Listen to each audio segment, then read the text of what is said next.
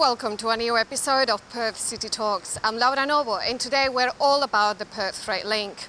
This polemic project has been on the public eye for a very long time, and February 2016 was the date for the roadworks to start, until the Supreme Court deemed the environmental assessment as invalid.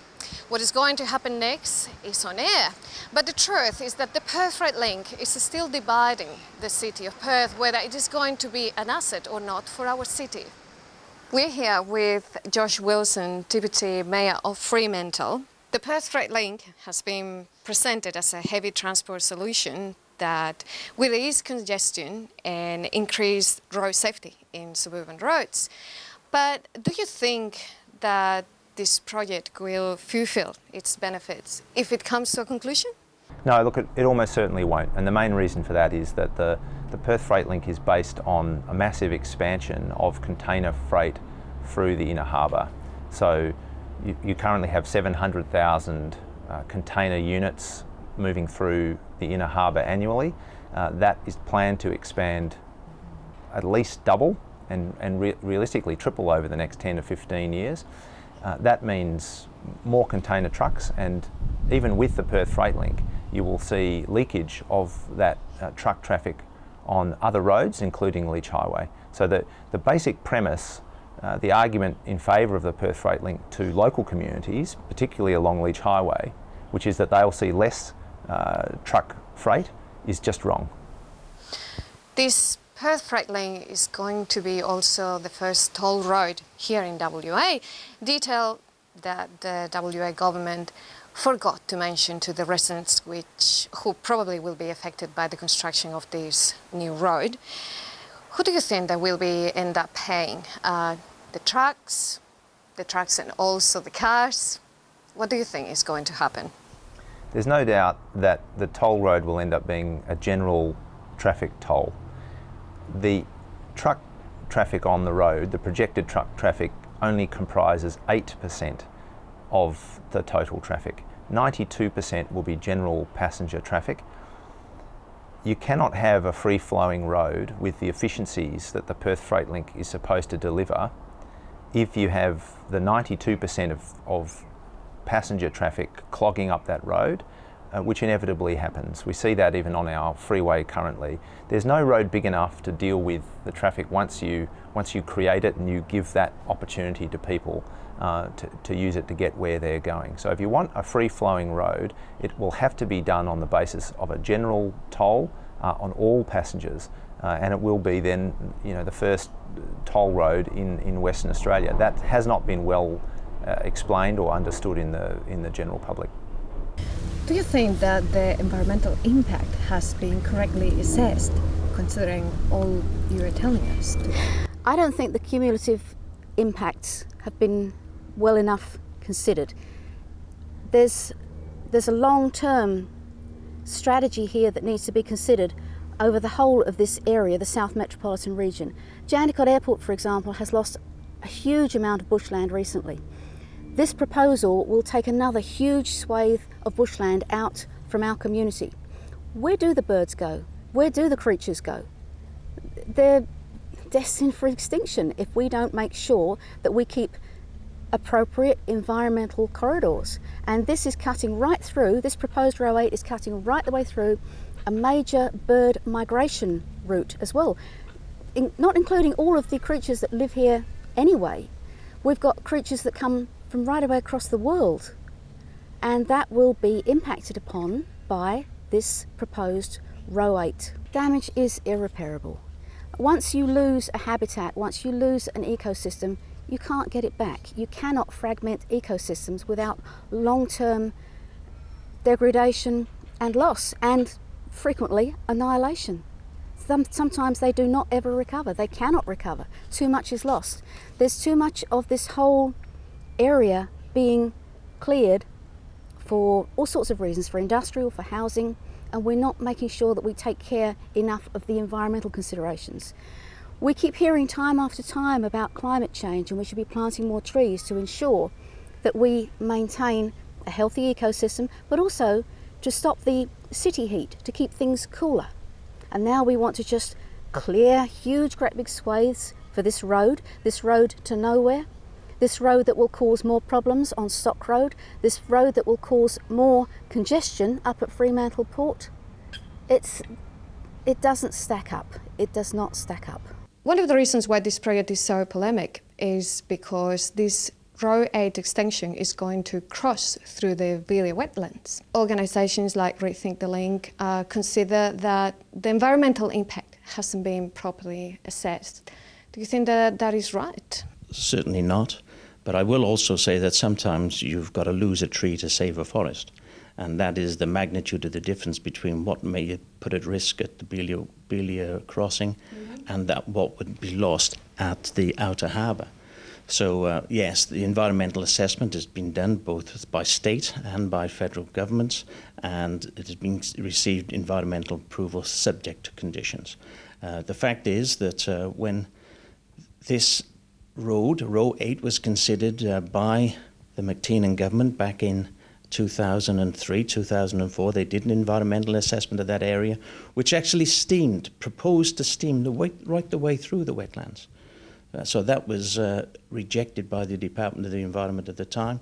This government has now benefited from the environmental and sensitivity considerations that have cost $22 million to align this Row 8 away from those sensitive areas, away from Row Swamp, and indeed where it does cut across between the lakes, and there was formerly a swamp known as Horse Paddock Swamp, which is now dry for nearly all the year. You can go there yourself, and it's just coming out of winter. It's as dry as a bone, but the government intends to reinstate that swamp by demolishing the road that Cockburn Council have built on there, called Hope Road, and that segregates Row Swamp from the lake system. So by removing that piece of road and building a bridge over there, then that will allow those waters to flow, and they will use a water catchment in order to put that water in there. We're looking at, in what my view is, and I'm sure that those who consider this at state and federal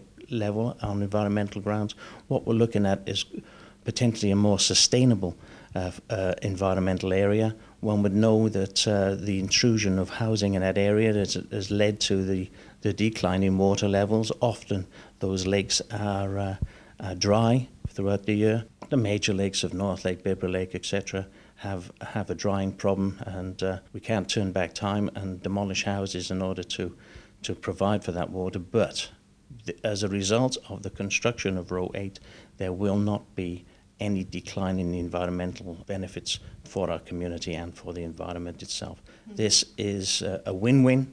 It provides for the economy, it provides for the environment, it provides for safer roads, it provides for a much better urban environment to reduce pollution, and of course those carcinogenic pollutants that come from trucks, to get those away from residential areas and to eliminate them altogether. This controversial project also has some supporters, for example from the city of Melville. Do you think that they have been properly informed about what this is going to suppose realistically will have in the community, whether we are talking about the environmental impact or the non-solution of our freight transport problem here in Perth? Well, I mean, that's a kind way to put it, is to think that the people of Melville have been improperly informed. You know, the information is out there. The information that the people in Cockburn are getting, the information that people in Fremantle, Cottesloe, all around the metropolitan area, we're getting this information which shows that it's not going to work. And for some reason, there is this propaganda being spread in the city of Melville saying, oh yes, but it will work, it will be all right. And I know that there are people in Melville who question this, but their voices have been silenced by their local government. So their local government is not adequately representing them in this debate. It has taken a position from way back in 2004, 2002. The city of Melville took a position that the eastern bypass should have been built in Fremantle. And when that was deleted, they lost that battle, and this is the bitterness coming out of that loss.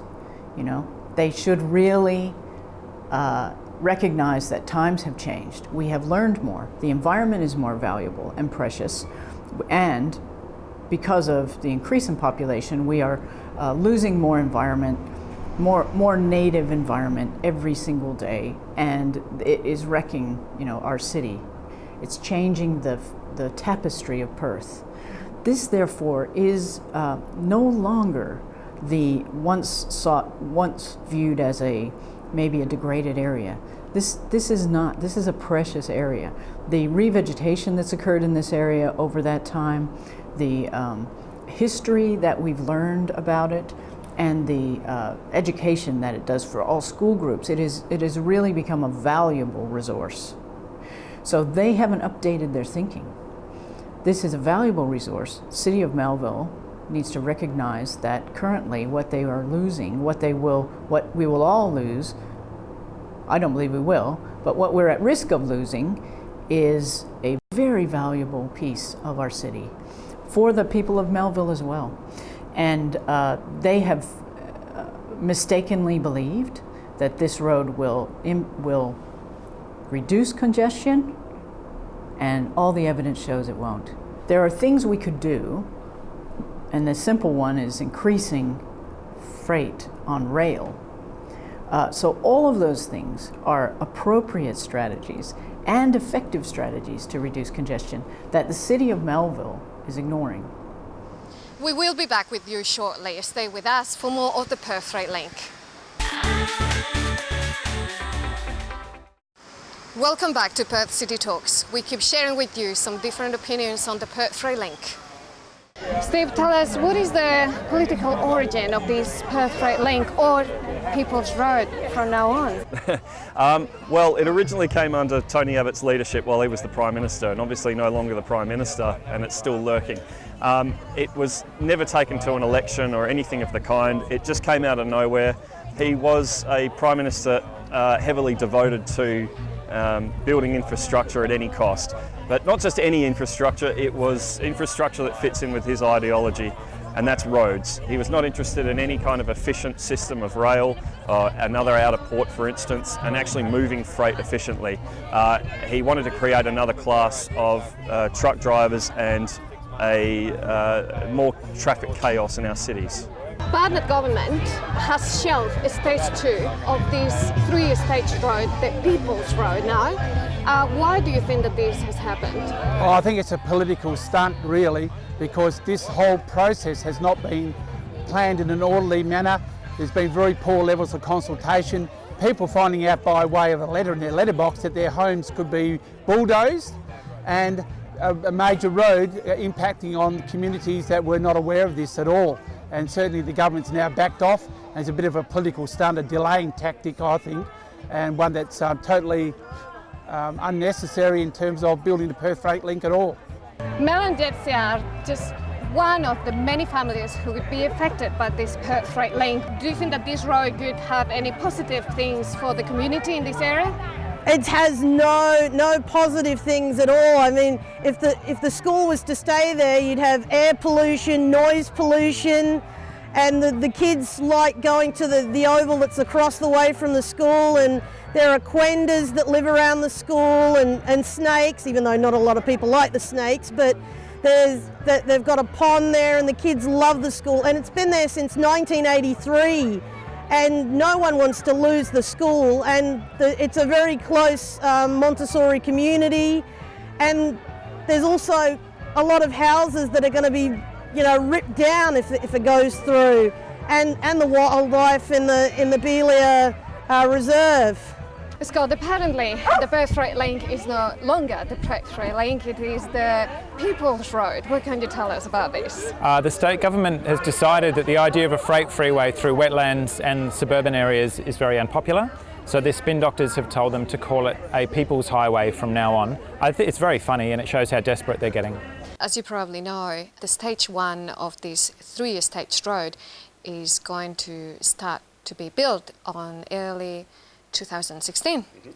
It will cost only 5 kilometres of the extension of the road highway, $500 million, which is an incredible number. The community and conservationists are against it because it's going to cross through the Elliott wetlands.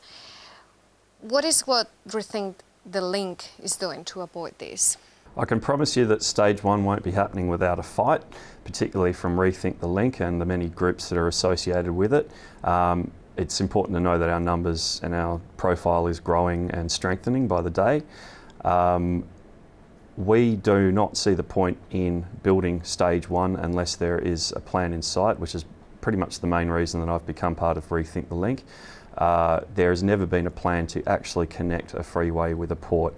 Today there were reports through the ABC that the transport group or transport lobbyists were also against a freeway that did not actually get to the port. So the transport lobby and Rethink the Link are in complete agreement on something, and that is that you should not build a freeway that doesn't finish and doesn't end anywhere where it's supposed to. Did you say that you won't let the extension of Roe Highway happen without a fight? However, our politicians have warned all of us that interfering in the roadworks could be penalised. Yes. How are you facing this news? First of all, the Liberal government through Colin Barnett is trying desperately to alter protesting laws to make it illegal, I think, for it to have a thing, which is what he said, to have a thing which could possibly disrupt roadworks, construction taking place. That's a really appalling view on the law. The law needs to be much more clear cut and black and white than that. There are over 1,000 people through Rethink the Link which have pledged to block the project, including MPs, including local government councillors and mayors, and a huge cross section of community groups, mostly in the area. It won't stop people voicing their own opinion, and it is still legal for people to protest peacefully. So from City of Cockburn, you have a very clear message to send to our politicians. You don't want Row 8, and you have a platform, right? No Row 8. What you're doing from that platform to protect and save the bushland area, which will be affected when the stage 1 starts to be built? Well, City's been very active for a long time behind the scenes to try and make sure that we get our message out of our concerns. As I said, we formally opposed the construction from back in 2001. We've actively lobbied the state and the federal governments to reconsider their original approvals. We've lodged a submission in relation to the Public Environmental Review. We've then followed that on with an appeal to the EPA in relation to their conditional approvals. We've placed the World War II Bibra Lake Army Camp on our heritage list because there's a lot more there still to be discovered and uncovered, and we think it's important that that is fully investigated. And we've asked for the state and federal government to also heritage list this army area. It's a very important historical site which needs to be explored further. As well as this, the city's responded to our community and the community requests to coordinate campaigns because we have a very strong sense of community where the people are outraged that the proposed Row 8 will go through this beautiful wetlands. If you have seen an aerial photograph of this wetland chain and see where the Row 8 will go right the way across the middle of it, like a jagged scar, it's heartbreaking, absolutely heartbreaking. This project has been funded so far with $925 million, which in theory could be for not only one stage. What will happen with that money if after completing, let's say, stage 1, finally the government doesn't want to go ahead with stage 2? That's really a question for the Commonwealth Government. The interesting thing to note with that is that the Commonwealth Government in Senate estimates have revealed that they do reserve the right to withhold the money. They have long said from the beginning that the $925, well, let's say rounded up to $1 billion, which has been set aside for this project, is for the finalised project. Nowhere along the way has the state government revealed a finalised project. Therefore, they should not be receiving Commonwealth money. What do you think would be a good alternative to the Perth Freight Link as a solution for our freight transport problem here in Perth? The last Labor government was kicked out of office. I guess they lost office in 2008. They had done quite a bit of work in developing and reviewing our freight network and had identified a 10-point plan for how to go forward. Now that was a long time ago. That was 7 years ago. We really do need to pick that up and say, what of that can we learn from? Unfortunately, this government ignored all that work. The lessons are pretty simple. They're kind of intuitive. We need to improve our freight on rail. There was a strategy to increase it to 30% of all transport should go on rail, and that's creeping up and by tiny percentages. We need to increase that incrementally. We need to have a huge investment in our rail freight. That gets those trucks off the roads and actually forces efficiencies in the transport network. We also need to start work on that outer harbor, because if we are going to continually expand our freight, which also should be questioned, but if we're going to continually expand that, we need an outer harbor, and we need to look at how we can build that outer harbor with the least environmental impacts and with the best freight strategy. What is the message that you would like to send as a spokesperson for Rethink the Link to Barnett's government? I'll give up now. You've never had a plan. This is really embarrassing for you and for the state of Western Australia. It's an attack on democracy. You can't go building major infrastructure projects without a plan. And with the debt that this state government has put us in, it really is time to just take the arrogance away and quietly leave. Well, to the Barnett government and to the Turnbull government, we want you to stop the funding of this particular project. We want you to step back. We want you to consult and talk to the people and look at all the options that are available, options that are better suited to providing for the future of freight movement in the Perth metropolitan area. It's critically important to the communities, to business, to farmers, to other people who've got a stakehold in the movement of freight in the Perth metropolitan area, and we owe it to everybody to step back and to look at all the available options and make an informed decision. This freeway won't be built. We're ready to come to the table. This whole community is ready to come to the table and talk about alternatives, but there's no freeway going through these wetlands. I hope you enjoyed the program today. Stay tuned for more stories in Perth City Talks. Same time, same channel.